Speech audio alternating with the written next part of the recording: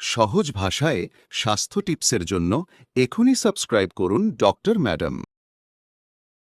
ভাবুন তো, সকালবেলা ঘুম থেকে উঠে এমন একটা অস্বস্তি নিয়ে দিন শুরু হচ্ছে যেন পেটটা আপনার কথা শুনছেই না। কখনো মোচড় দেওয়া ব্যথা, কখনো অস্বাভাবিক ফাঁপা ভাব, কখনো বারবার টয়লেটে দৌড়, আবার কখনো গেলেও ঠিকমতো কিছুই হচ্ছে না।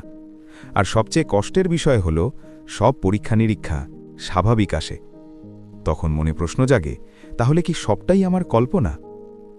আজ আমরা খুব সহজ ভাষায় ধীরে ধীরে বুঝে নেব ইরিটেবল বাউয়েল সিনড্রোম বা আইবিএস আসলে কি, কেন এটা হয়, আর কেন এই সমস্যাটা শরীরের ভেতরে এত কিছু এলোমেলো করে দেয় অথচ রিপোর্টে ধরা পড়ে না। এই স্ক্রিপ্টটি লেখা ও রিভিউ করেছেন doctor Shreyasi Chatterjee, MRCP UK, medicine specialist, diabetes and hormone specialist. তথ্য সংগ্রহ করা হয়েছে Mayo clinic, Cleveland clinic, NHS UK এবং অন্যান্য নির্ভরযোগ্য মেডিকেল সূত্র থেকে। শুরু করার আগে একটা অনুরোধ, এমন সহজ বিজ্ঞানভিত্তিক ডাক্তার রিভিউ করা স্বাস্থ্য ভিডিও পেতে এখনই এই চ্যানেলটি সাবস্ক্রাইব করুন, যাতে প্রতিদিন আপনি নিজের শরীরকে একটু ভালো করে বুঝতে পারেন। এবার আসি মূল কথায়। আইবিএস আসলে কি? আইবিএস মানে ইরিটেবল বাউয়েল সিনড্রোম। এটা কোনো ক্ষত বা ঘা নয়, কোনো ইনফেকশন নয়, এমনকি অন্ত্রের ভেতরে তাকালেও সবকিছু স্বাভাবিকই দেখায়। সমস্যাটা হচ্ছে কাজ করার পদ্ধতিতে। আমাদের অন্ত্র একটানা পেশির তৈরি নল, যার দেওয়ালের পেশিগুলো নিয়ম করে সংকুচিত হয়ে খাবারকে সামনে এগিয়ে নিয়ে যায়। এই স্বাভাবিক নড়াচড়াটাকেই বলা হয় গাট মোটিলিটি।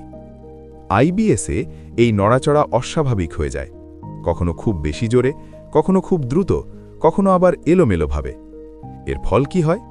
ব্যথা, মুছড়ে ধরা অনুভূতি। যদি অন্ত্র খুব দ্রুত কাজ করে, ডায়রিয়া হয়। যদি খুব ধীরে কাজ করে, কোষ্ঠকাঠিন্য হয়।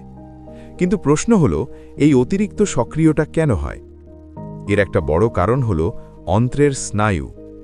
আইবিএসে আক্রান্ত মানুষের অন্ত্রের স্নায়ুগুলো খুব সংবেদনশীল হয়ে যায়। যেটা অন্য মানুষের কাছে স্বাভাবিক হজম, সেটাই আইবিএস রোগীর কাছে ব্যথা হিসাবে অনুভূত হয়। একটু গ্যাস জমলেই অস্বস্তি, একটু অন্ত্র প্রসারিত হলেই ব্যথা। এটাকে বলা হয় ভিসেরাল হাইপার সেন্সিটিভিটি। ব্যথা কল্পনা নয়, ব্যথার মাত্রাটা শুধু বেড়ে যায়। এখন আসি এমন একটা বিষয়ে যেটা অনেকেই নিজেরাই খেয়াল করেন, স্ট্রেস। আইবিএস রোগীদের প্রায় অর্ধেকই বলেন তাদের সমস্যার শুরু হয়েছিল জীবনের কোনো চাপের সময়। পরীক্ষার চাপ, কাজের টেনশন, পারিবারিক সমস্যা, প্রিয় মানুষকে হারানোর কষ্ট, দীর্ঘদিনের দুশ্চিন্তা বা উৎকণ্ঠা। স্ট্রেস আইবিএস তৈরি করে না, কিন্তু আইবিএসকে জাগিয়ে তোলে আর উপসর্গগুলোকে আরও খারাপ করে দেয়। কারণ আমাদের মস্তিষ্ক আর অন্ত্র দুটো গভীরভাবে সংযুক্ত। এই সংযোগকেই বলা হয় গাট ব্রেইন অ্যাক্সিস।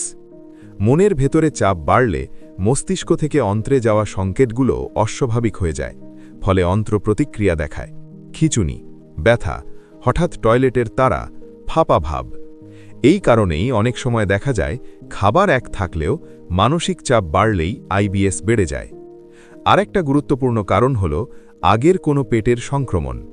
কিছু মানুষের ক্ষেত্রে আইবিএস শুরু হয় খাবারে বিষক্রিয়া বা ভাইরাল গ্যাস্ট্রোএন্টারাইটিসের পর। ডায়রিয়া, বমি সব ঠিক হয়ে যায়, কিন্তু অন্ত্রটা আর আগের মতো স্বাভাবিক হয় না।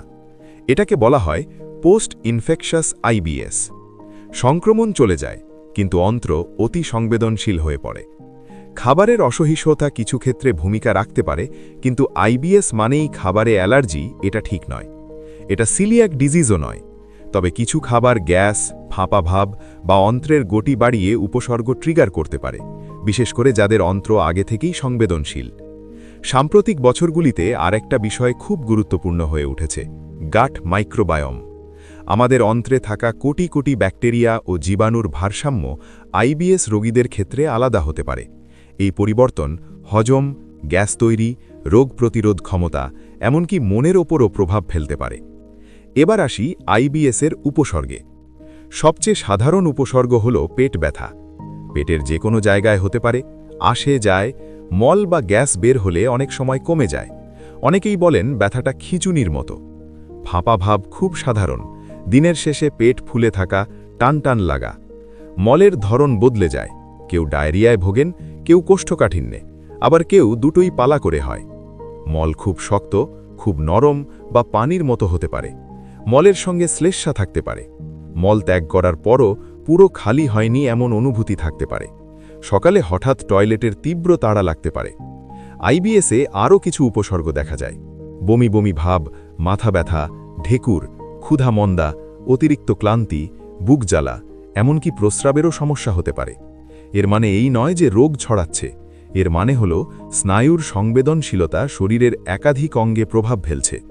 কারো উপসর্গ খুব হালকা, কারো আবার দীর্ঘদিন ধরে কষ্টদায়ক। বেশিরভাগ মানুষই মাঝামাঝি, মাঝে মাঝে বেড়ে যায়, আবার কমে। একটা কথা খুব গুরুত্বপূর্ণ, আইবিএসে কখনো রক্তপাত হয় না। মলের সঙ্গে রক্ত, অকারণ ওজন কমা, বারবার বমি বা গিলতে অসুবিধা, এইগুলো আইবিএসের লক্ষণ নয়। এমন হলে অবশ্যই ডাক্তার দেখাতে হবে। আইবিএস খুবই সাধারণ একটা সমস্যা। ইউকেতে প্রায় 5 জনের 1 জন জীবনের কোনো না কোনো সময় এতে ভোগেন। সাধারণত অল্প বয়সে শুরু হয়, মহিলাদের মধ্যে বেশি দেখা যায়, পরিবারে আইবিএস থাকলে ঝুঁকি বাড়ে। আইবিএস নির্ণয়ের জন্য নির্দিষ্ট কোনো একক পরীক্ষা নেই। ডাক্তাররা সমস্যা দেখে এবং কিছু সাধারণ রক্ত ও মলের পরীক্ষা করে অন্য গুরুতর রোগ বাদ দিয়ে আইবিএস নির্ণয় করেন। ভালো খবর হল, আইবিএস অন্ত্র নষ্ট করে না, ক্যান্সার করে না, কিন্তু হ্যাঁ, এটা জীবনের স্বস্তি নষ্ট করতে পারে, আর সেটাও গুরুত্বপূর্ণ। সঠিক বোঝাপড়া, জীবনযাপনের পরিবর্তন, স্ট্রেস ম্যানেজমেন্ট এবং প্রয়োজন অনুযায়ী চিকিৎসায় আইবিএস অনেকটাই নিয়ন্ত্রণে রাখা যায়। আপনার পেট যদি বারবার আপনাকে অস্বস্তির বার্তা দেয়, তাহলে সেটা দুর্বলতা নয়, আপনি কল্পনাও করছেন না।